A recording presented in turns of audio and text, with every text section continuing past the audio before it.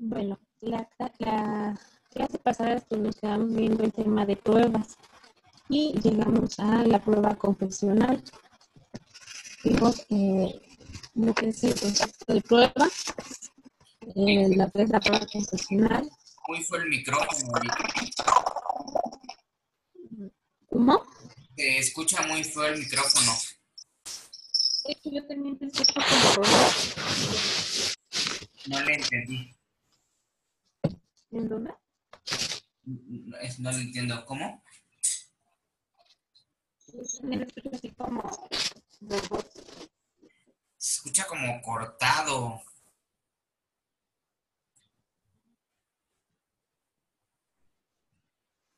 A ver, más que mejor.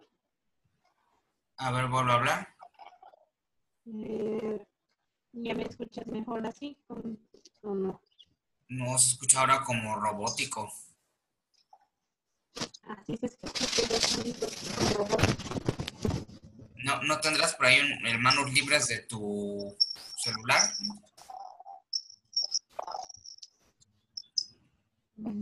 ¿Manos libres? Ajá, lo puedes conectar a la lap y de ahí agarra el micrófono.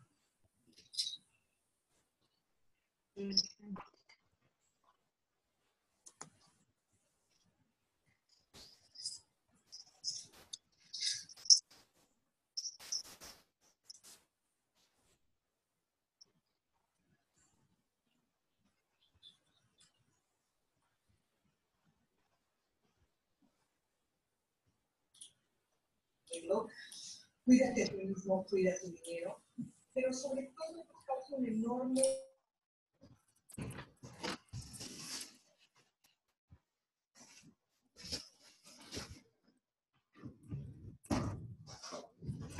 A ver, ¿así me escuchas mejor? Sí, ya. Ok, muy bien. Ok. Bueno, la clase pasada pudimos observar lo que son las pruebas dentro del proceso civil. Una de las pruebas que tocamos y que es una de las principales, pues es la confesional. En la confesional pudimos observar cómo presentarla, cómo la va a admitir el juez y cómo intentar que de alguna manera todas nuestras pretensiones pues se tomen, se califiquen de legales dentro de la confesional. Comentábamos también que para la prueba confesional se anexa un pliego de posiciones a la demanda inicial o antes de desahogada la prueba. Si no presentamos este pliego de posiciones, se pueden hacer también de manera oral dentro de la confesión. Y comentábamos que si es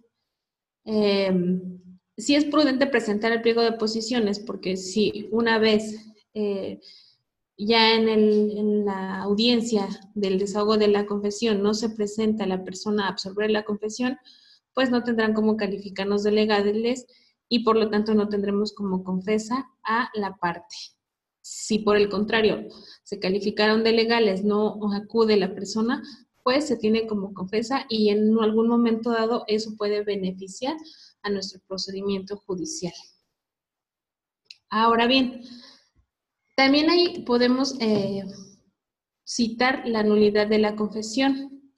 Esto sería cuando la confesión se produzca por error o violencia, la parte afectada puede reclamar su nulidad, la cual se tramitará incidentalmente y se decidirá en sentencia definitiva.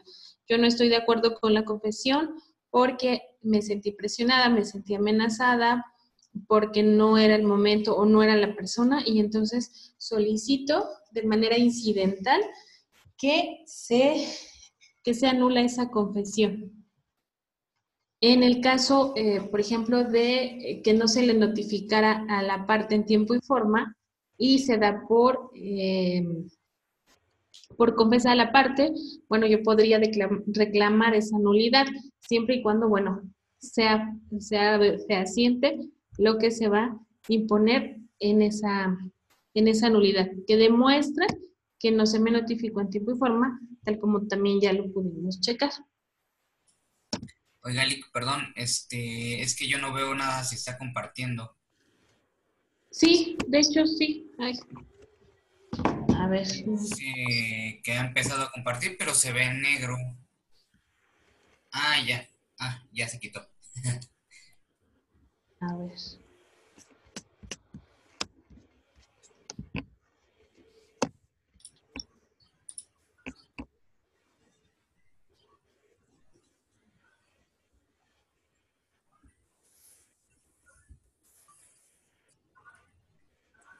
Ya, listo. Ahora sí, aquí. Excelente. Bueno, nuestra siguiente prueba que vamos a aportar dentro de un procedimiento civil y también de cualquier materia es la prueba documental. La prueba documental es una prueba que es la de mayor desarrollo técnico dentro del proceso en general y más del proceso civil. Para que un objeto pueda ser considerado como documento, en este caso de prueba, se suele estimar que además de tener esta aptitud de representación, debe poseer la cualidad de ser un bien mueble. Esto es, que pueda ser llevado al local del juzgado, es decir, que pueda ser movible. ¿Recuerdan cuando vimos bienes muebles e inmuebles? Bueno, que sea un bien mueble. De acuerdo con esta idea, se puede definir al documento como todo objeto mueble apto para representar un hecho. No podemos decirle al juez que es una prueba documental y que él tiene que dirigirse a algún lugar. Para ese caso, si nuestro documento se encontrara afuera, pues hay una manera de solicitarlo y traerlo al juzgado. Dentro de la prueba documental tenemos la prueba documental técnica, que está regulada por las fotografías, las cintas cinematográficas, los registros dactiloscópicos y fonográficos, las copias fotostáticas y las notas taquigráficas, que en realidad son documentos materiales y quedan agrupados en la especie de, precisamente, documentos técnicos. Esta prueba requiere, en términos generales, que quien la administre al tribunal los aparatos o elementos necesarios para que puedan apreciarse el valor de registros y reproducirse en ese momento. Esta prueba técnica normalmente no la presentamos, pero no queda fuera de una prueba documental. Y tenemos la prueba documental literal, y aquí es la que más nosotros presentamos, ya sea que se divide en documentos públicos y documentos privados, y ambos documentos son los que nosotros más presentamos dentro de un juicio. La prueba documental literal regula la especie de los documentos instrumentales, es decir, los documentos escritos. Los documentos públicos son los expedidos por un funcionario en el desempeño de sus atribuciones o por profesionales dotados de fe, como por ejemplo serían los notarios o corredores públicos. Los documentos privados, por exclusión, son los expedidos por personas que no tienen ese carácter. Un documento público, los vamos a ver aquí, tenemos 4 aquí, y los documentos privados. Dentro de los documentos públicos tenemos las actuaciones judiciales. Bajo esta expresión de actuaciones judiciales se comprenden todos los actos jurídicos realizados por el tribunal dentro de un procedimiento judicial, de los cuales queda constancia en el expediente respectivo. Un ejemplo de actuaciones judiciales que vamos a presentar dentro del mismo proceso, pues es, ejemplo, yo estoy llevando un juicio, se me notifica en otro y voy a traer como prueba documental las actuaciones judiciales dentro de ese procedimiento. Ese documento es público porque de igual forma lo está expidiendo una autoridad judicial y lo voy a traer como prueba que ya se está llevando un juicio diverso. Las actuaciones judiciales que aparezcan en el expediente del mismo juicio se tomarán como pruebas, aunque no se ofrezcan. Esto es cuando, por ejemplo, se dejó de contestar alguna prevención o en la misma actuación judicial determina algo dentro del mismo juicio. Obviamente el juez, al tomarlo en cuenta para dictar la sentencia, pues ese documento o esa actuación o ese acuerdo pues va a ser tomado en cuenta por el juzgador. Sin en cambio, si es en el primer supuesto que les puse, ese sí hay que solicitarlo y ofrecerlo como prueba. Y bueno, darle su tiempo a esa prueba. No es muy fácil traer un expediente de un juzgado. Puede ser del mismo tribunal o de un tribunal diverso. Otro de los documentos públicos son los documentos notariales. También tienen una fe pública porque el notario está dotado de esa fe. Y la ley de notariado, en este caso federal del 2020, clasifica los documentos notariales en escrituras y actas.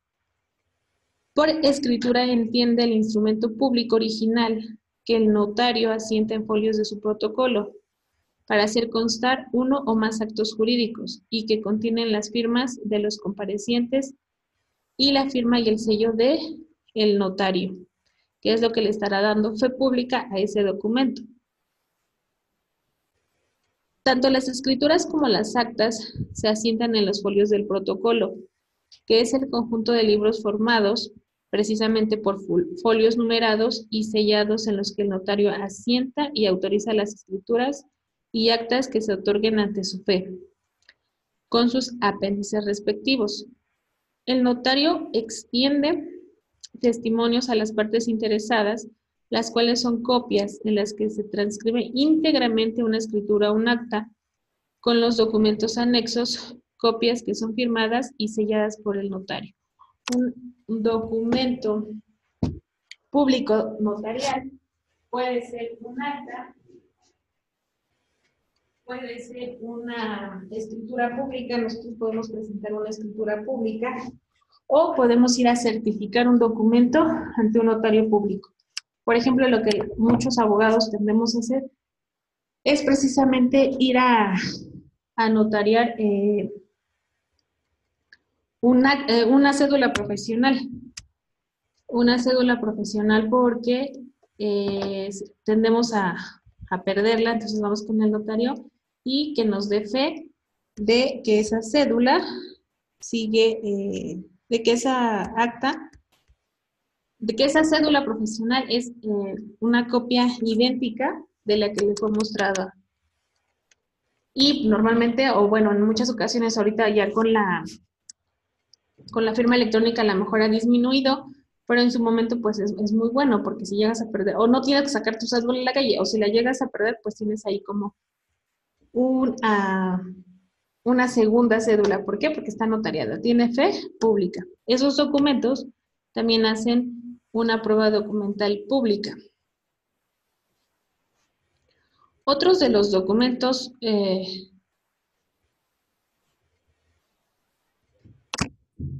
son las constancias registrales.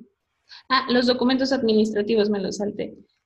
Dentro de esta subespecie quedan comprendidos los documentos expedidos por funcionarios públicos en el ejercicio de sus atribuciones legales. Aquí conviene destacar que para que estos documentos sean públicos no basta con que los expidan funcionarios públicos.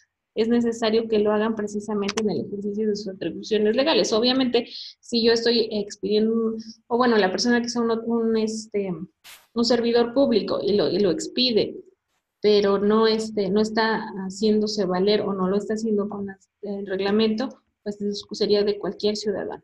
Una constancia registral necesita tener las formalidades que precisamente le da esa fe pública.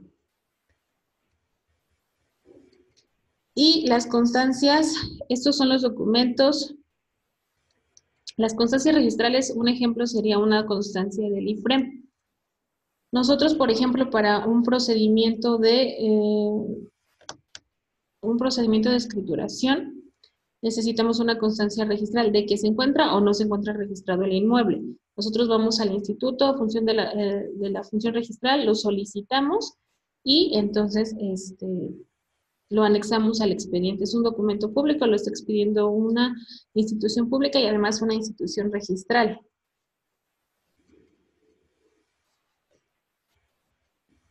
Y estas instituciones expiden constancias o registros de que, en el ejemplo que les puse, de que sí está registrado el inmueble o de que no está registrado el inmueble dentro de ese instituto precisamente, que es el encargado de eso. Esa sería una prueba plena si nosotros queremos llegar a escriturar un inmueble o si nosotros queremos hacer un otorgamiento y firma de escritura o demás juicios diversos. Y los documentos privados. Estos documentos se definen como aquellos que no han sido expedidos por funcionarios públicos en el ejercicio de sus atribuciones o por profesionales dotados de fe pública, como serían los notarios o los corredores.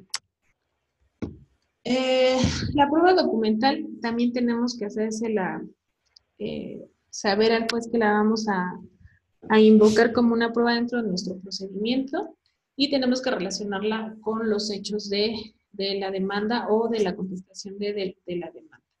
En un divorcio, una documental pública, pues sería el acta de matrimonio. En una pensión alimenticia sería el acta de nacimiento de los hijos. En un juicio sucesorio, pues sería el acta de defunción. Y son documentos públicos.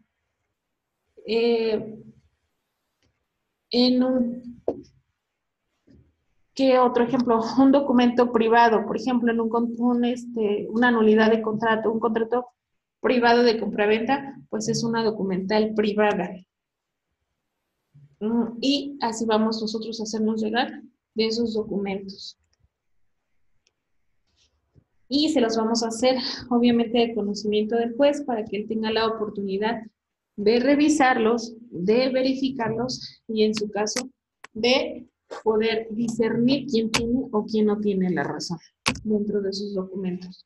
Otro ejemplo para un documento privado podría ser en un juicio de alimentos, los tickets de compra que le presentamos a la persona a la que vamos a demandar. Papá o mamá le vamos a demandar los alimentos y le estoy haciendo valer cuánto he gastado. Una documental pública pues serían los tickets de compra o los que me expida a lo mejor el médico que atendió a los menores, o, por ejemplo, una documental pública en si mis menores se encuentran estudiando o ya no son menores de edad, pero se encuentran estudiando, o están bajo algún estado de interdicción, demás. Entonces vamos a anexar esas documentales al juez. Y nuestra siguiente prueba es el dictamen pericial. También no en todos los procedimientos vamos a ocupar peritos, pero en los que se tenga la oportunidad lo vamos a hacer para demostrar nuestro hecho. El dictamen pericial es el juicio emitido por persona que cuenta con una preparación especializada en alguna ciencia, técnica o arte, con objeto de esclarecer algún o algunos de los hechos materia de la controversia. Cada parte debe nombrar en este caso a un perito. En caso de que los dictámenes rendidos por los peritos nombrados por las partes sean sustancialmente contradictorios, el juez debe designar a otro perito llamado tercero en discordia.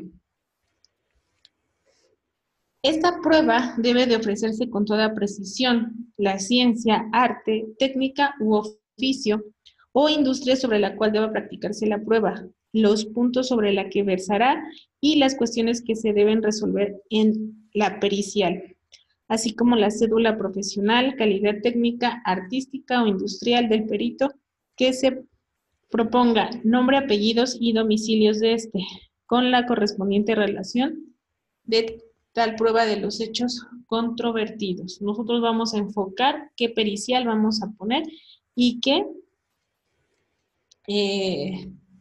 queremos demostrar con esa pericial. Aquí, los peritos, pues obviamente son personas profesionales y certificadas en ese peritaje. No cualquier persona puede ser perito porque puede tener el conocimiento pero no la certificación. Una prueba pericial podríamos ofrecerla en materia de grafoscopía, grafología, documentoscopía, médica. Obviamente nosotros vamos a buscar a un perito certificado, nuestra contraparte buscará a su propio perito y lo más probable que va a ser, pues que nuestro perito esté a nuestro favor, el perito de la contraparte a favor de ella y entonces viene un perito que impone el tribunal, llamado perito tercero en discordia, que es el que va a determinar quién tiene la razón. Ejemplo, si es la firma de un contrato compraventa o no es la firma, mi perito dice que sí, el perito de mi contrario dice no, no es la firma, y el tercero en discordia va a dirimir esa controversia, va a darle la razón a quien le asiste. El juez, antes de resolver sobre la admisión de la prueba pericial, debe otorgar un plazo de 3 días a la contraparte para que manifieste sobre la pertinencia de esta prueba, precisamente la pericial, y para que proponga la ampliación de otros puntos y cuestiones, además de las formuladas por el oferente, para que en este caso los peritos dictaminen. Si fuera el caso que la contraparte no designa dentro del plazo señalado al perito de su parte, pues la consecuencia será que se tenga aquella por conforme con el dictamen que rinda el perito oferente. Y aquí vuelvo a repetir, es muy probable que nuestro perito o el perito de la parte que sí está ofreciendo, pues diga lo que él puso en su hecho de demanda, lo que a él le beneficia. Posteriormente, una vez admitida la prueba pericial, los peritos designados por las partes deben presentar dentro de 3 días un escrito al que acepten el cargo conferido. Aquí sí es muy importante que vayan a aceptar su cargo, vayan a tomar protesta de ese cargo y protesten su fiel y legal desempeño. En teoría que, bueno, pues en sus conocimientos no los van a ocupar de mala forma, ni que van a mentir sobre la prueba realizada. También deben anexar copia de su cédula profesional y documentos que acrediten su calidad de peritos en el arte, técnica o industria para el que se designe. Aquí lo que les comentaba, que estén certificados y avalados para emitir ese criterio válido. Esto lo tienen que manifestar también bajo protesta de decir verdad y que deben de mencionar que conocen los puntos cuestionados y pormenores relativos a dicha pericial, así como que tienen la capacidad suficiente para emitir dictámenes sobre el particular, quedando obligados a rendir su dictamen dentro de los 10 días siguientes a la fecha en que hayan presentado los escritos de aceptación y protesta del cargo. Es bueno ser perito. Hay de hecho muchos cursos en el tribunal, bueno, anteriormente a la pandemia, donde podías enfocarte en la pericial. Cuando los dictámenes resulten sustancialmente contradictorios, de tal modo que el juez estime que en ellos no es posible encontrar conclusiones que le aporten elementos de convicción, tendrá que dictar a un perito tercero, quien deberá determinar o precisar. Bueno, antes de precisar, también tiene que presentar su escrito de aceptación y protesta de que está aceptando el cargo de la pericial y posteriormente deberá rendir también él su informe con todo su estudio técnico que haya realizado sobre esa prueba, sobre la prueba que va a desahogar.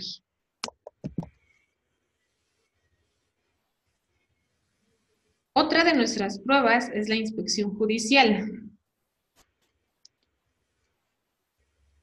La inspección judicial se dice que es el examen sensorial directo realizado por el juez en personas, sujetos relacionados con la controversia. Es una prueba directa porque coloca al juez de manera inmediata frente a los hechos por nombrar. Bueno, aquí no va directamente el juez, va el secretario de acuerdos o va alguna persona designada por el juez. Por ejemplo,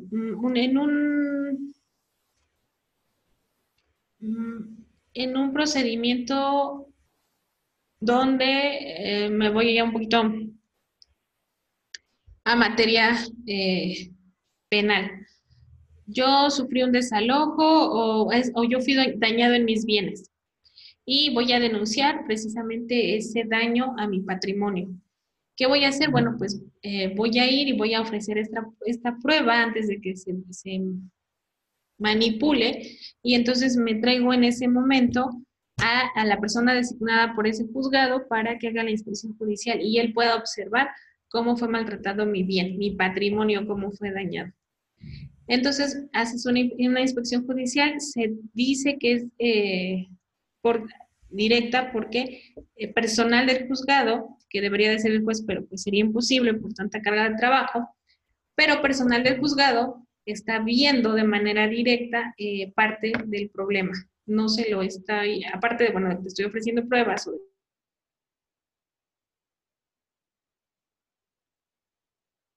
que voy a llevar un procedimiento,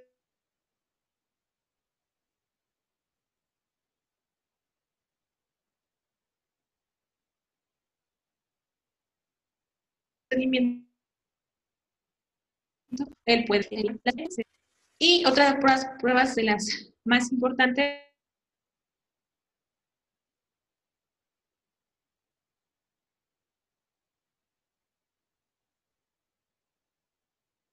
el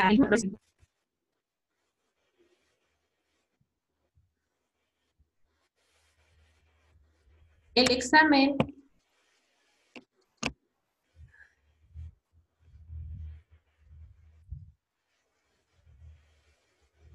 esta prueba ha sido de gran importancia histórica. Anteriormente, cuando vimos derecho romano, nosotros veíamos como este tipo de pruebas pues se vienen trayendo desde ese tiempo. En derecho romano recordemos que se disfrazaban las partes como parte o como se disfrazaban algunas personas para hacerse pasar por esas partes, por las partes controvertidas. Y se dice o tenemos un dicho que los testigos son los ojos y los oídos de la justicia. Aquí el examen del testigo empieza por la protesta de decir verdad, apercibiéndolo en caso de que declare falso testimonio. También primero que nada lo percibimos, bueno, nosotros no lo percibe el juez, le dice que está en un tribunal, que tiene que hablar con la verdad y en caso de que no lo haga, será acreedor a ciertas medidas. En Estados Unidos es lo que llamarían perjurio, que a ella los hacen jurar, también que están bajo protesta de decir verdad y los hacen jurar ante una Biblia y si no los acusarán de perjurio. En México no los acusamos de perjurio, pero pues sí, sí se les toma esa protesta de que se conduzcan con la razón y la realidad de los hechos de los que forman parte, de los que fueron testigos. Después de eso se procede a la formulación de sus generales, se les preguntan sus generales y posterior a ello ya se le preguntan las preguntas que debe de resolver. Esto debe de ser en términos claros y precisos para que el juez no nos tache de insidiosas nuestras preguntas, procurando que en cada una de ellas se comprenda solo un hecho para no hacer así como una explosión de información y que no haya claridad en la misma. También, si el juez nota que estamos de alguna manera presionando al testigo o estamos distorsionando la pregunta a modo de que la respuesta sea la que nosotros queremos, pues en ese momento se rechaza nuestra pregunta. En términos generales, el testimonio es la declaración procesal de un tercero ajeno a la controversia, pero sí conocedor de los hechos que conciernen esa controversia. Podemos clasificar a los testigos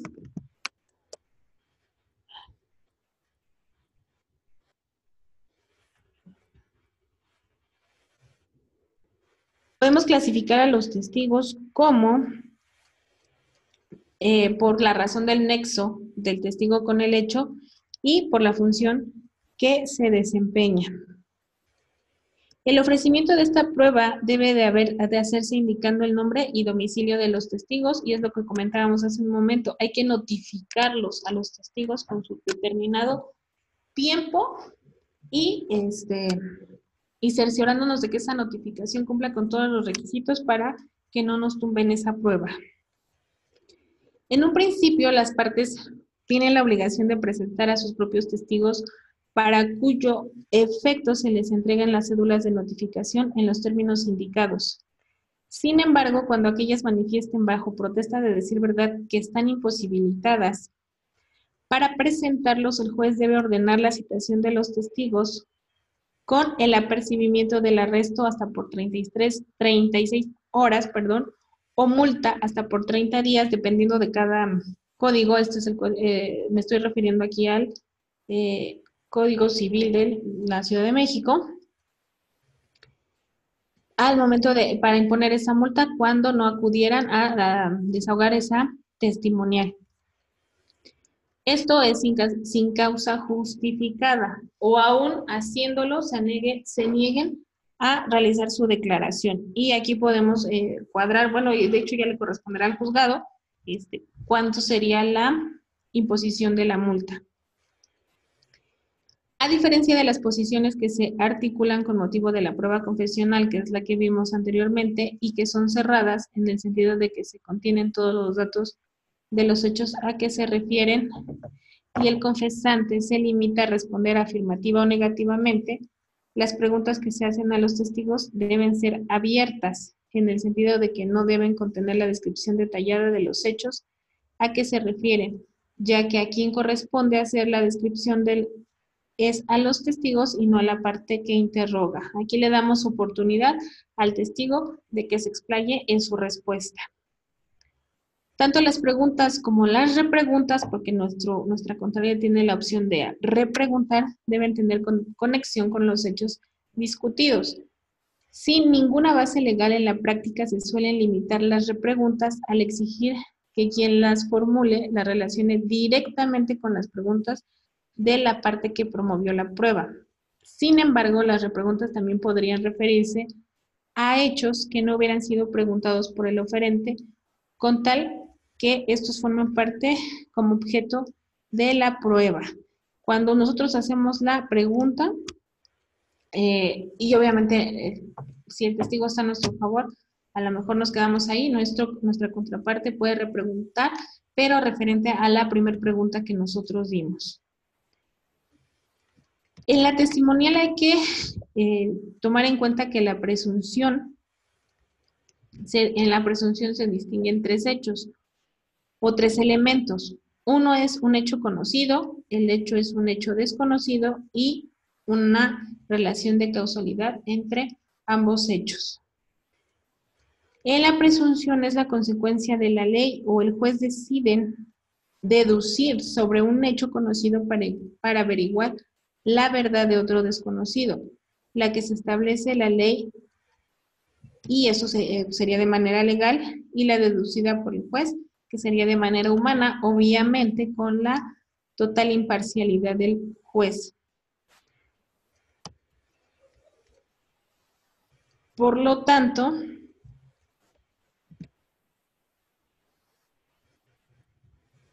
aquí vamos a terminar con las pruebas. Dentro de las pruebas, como vimos la clase pasada, todas las pruebas tienen un periodo de creación.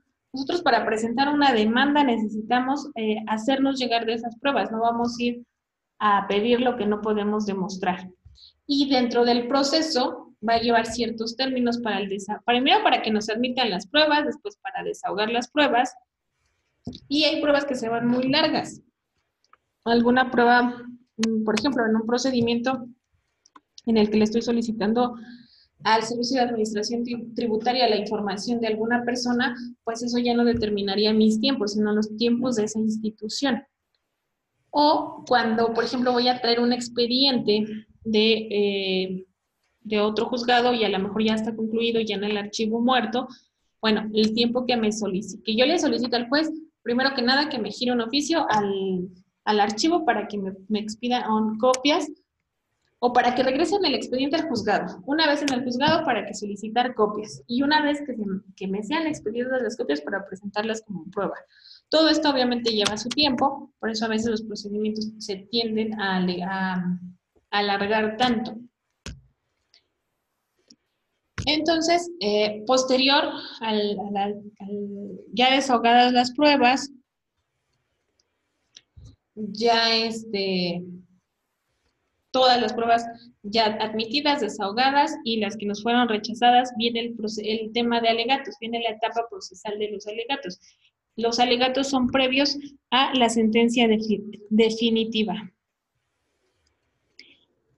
Y los alegatos deben contener primero vamos a leer. Los alegatos son las argumentaciones que expresan las partes una vez realizada la fase expositiva y probatoria para tratar de demostrar al juzgador que las pruebas practicadas han confirmado los hechos afirmados y que son aplicables los fundamentos de derecho aducidos por cada una de ellas. Aquí si metemos la ley que metamos y las jurisprudencias que metamos, con la finalidad de que aquel, en este caso el juez, estime fundadas sus respectivas pretensiones y excepciones al pronunciar sentencia definitiva. Es decir, en los alegatos son la parte en la que yo le voy a decir al juez, yo tuve la razón, y si no te diste cuenta, a lo mejor se te fue algo, yo te recuerdo que mi prueba fue mejor que la de la otra parte, o que yo tuve una probanza adicional, o que el perito tercer discordia estuvo a mi favor, etcétera. Los alegatos deben contener en primer término una relación breve y precisa de los hechos controvertidos y un análisis detallado de las pruebas aportadas para probarlos.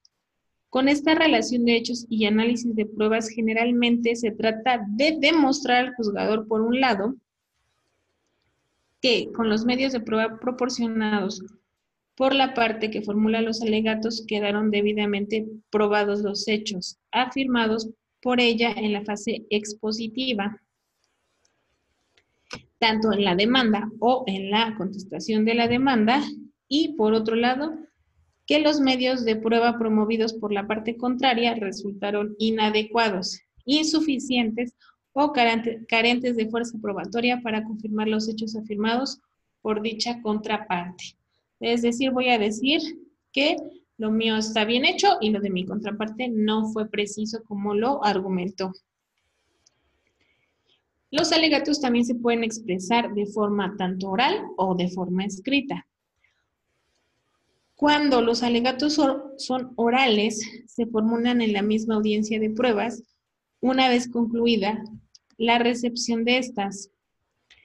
Esto con el fin de conceder el uso de la palabra al actor o a su apoderado o al demandado a su apoderado, y en caso de que en el procedimiento del que estemos hablando haya intervenido el Ministerio Público, pues que también intervenga en ese momento. A lo mejor esto es un tema de alimentos.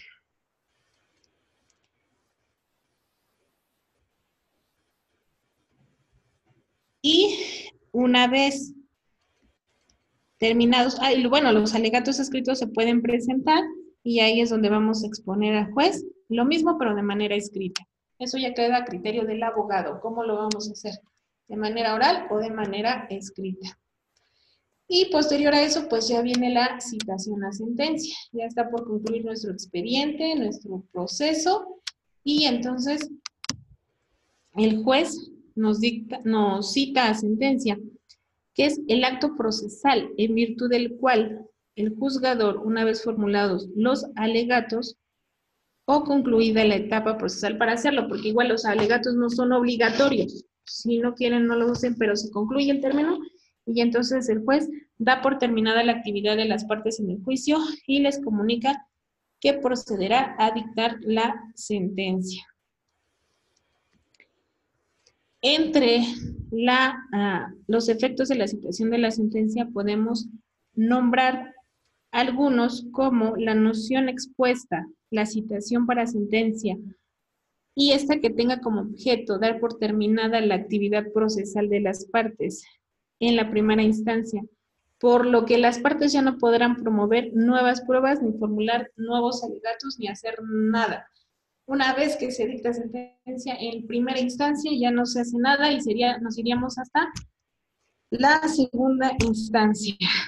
Otra de las características es que después de la citación para esta sentencia, ya no podrá operar la caducidad de la instancia, ya que esta solo puede decretarse desde el emplazamiento hasta antes de que concluya la audiencia de pruebas y alegatos.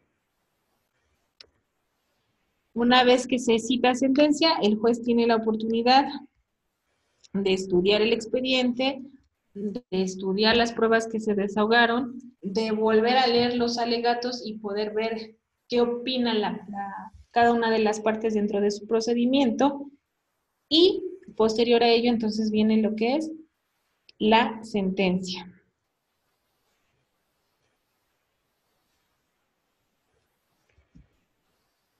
En la exposición, nosotros cuando vimos la parte esencial del proceso, dentro de teoría general del proceso e inclusive dentro de un proceso mismo, civil, pues hemos señalado y somos sabedores de que todo proceso persigue alcanzar una meta, y esta meta es precisamente la sentencia. Nosotros, obviamente, todos quisiéramos que nuestras sentencias viniesen a nuestro favor y además el cliente para eso nos contrata. La sentencia es el acto procesal que emana de los agentes de la jurisdicción y mediante la cual deciden la causa o punto sometido a su conocimiento. En un divorcio voluntario, ¿cuál es nuestro objetivo inicial? Pues terminar ese vínculo matrimonial. ¿Qué esperamos en la sentencia? Pues que se dicte la disolución de ese vínculo matrimonial. En un asunto de alimentos, pues nuestro objetivo es que se determinen los alimentos que la contraria deba de dar a los menores. ¿Y qué va a venir en nuestra sentencia? Bueno, pues la cantidad, el tiempo, la temporalidad que se le va a dar de pensión a esos menores. En un sucesorio, pues nuestra sentencia lo que vamos a querer es que divida los bienes que fueron propiedad del decuyus a todos los herederos. La sentencia en general siempre va a beneficiar a una de las partes, siempre y cuando, bueno, no sea un procedimiento donde no tenemos una controversia o una litis original, pero pues la sentencia siempre va a beneficiar más a una de las partes que a la otra. La sentencia también es la conclusión de esa experiencia dialéctica que constituye el proceso frente a la tesis, acción o pretensión, que fue donde iniciamos con una pretensión, con la intención de hacer algo. Esto sería de parte del actor, y de la antítesis, que sería la excepción, y esto sería por parte de el demandado. Finalmente, el juzgador expresa la síntesis o la sentencia que resuelve la contradicción, que es el litigio y que fue uno de los primeros conceptos que vimos. La sentencia va a resolver la litis. No quiere decir que estemos de acuerdo con la sentencia, pero sí va a resolver en primera instancia el litigio.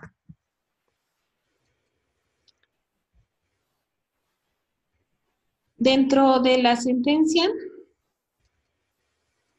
hay otras clases de resoluciones judiciales. Esa es la sentencia que tenemos y hay otras clases de sentencias, bueno, otras clases de resoluciones judiciales que serían los decretos o simples determinaciones de trámite, los autos provisionales como en el ejemplo de alimentos, de manera provisional se le asignan a los menores X cantidad que se deberá de pagar dentro del juzgado, dentro de cualquier cuenta bancaria. ¿Para qué? Para no dejar en estado de indefensión durante el término que dura el procedimiento. Estas son determinaciones que se ejecutan de manera provisional. Los autos definitivos, que son decisiones que tienen fuerza definitiva y que impiden o paralizan definitivamente la prosecución del juicio. Los autos preparatorios, estos también los vimos nosotros al principio, que son las resoluciones. Ay, ya no me ve. Aquí. Que preparan el conocimiento y la decisión del juicio ordenando o admitiendo o desechando pruebas. Las sentencias interlocutorias, que un ejemplo lo vimos en la primera diapositiva, que es cuando voy a solicitar que se haga nula una confesional, bueno, lo voy a hacer en un procedimiento, en un procedimiento incidental, y ya ese incidente se va a determinar o se va a resolver con una sentencia llamada sentencia interlocutoria.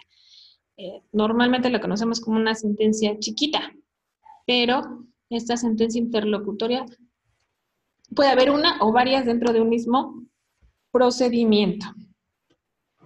Y las sentencias definitivas, que son las que vimos hace un momento, estas son sobre las cuales ya no se proporciona, ya proporcionamos una definición y constituye ya una sentencia completa, definitiva,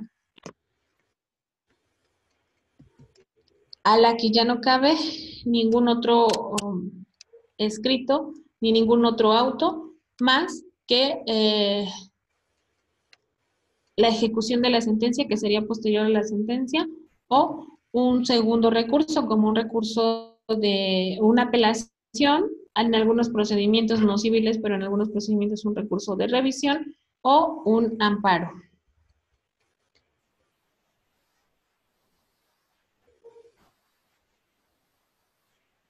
También se prevé que hay 4 tipos de resoluciones judiciales, que son, estos son nada más en algunos criterios, que son los proveídos, cuando son simples determinaciones de trámite, sin que implique un impulso u ordenamiento procesal al procedimiento, valga la redundancia. Los autos, que son todos los que vamos llevando a cabo a lo largo del procedimiento.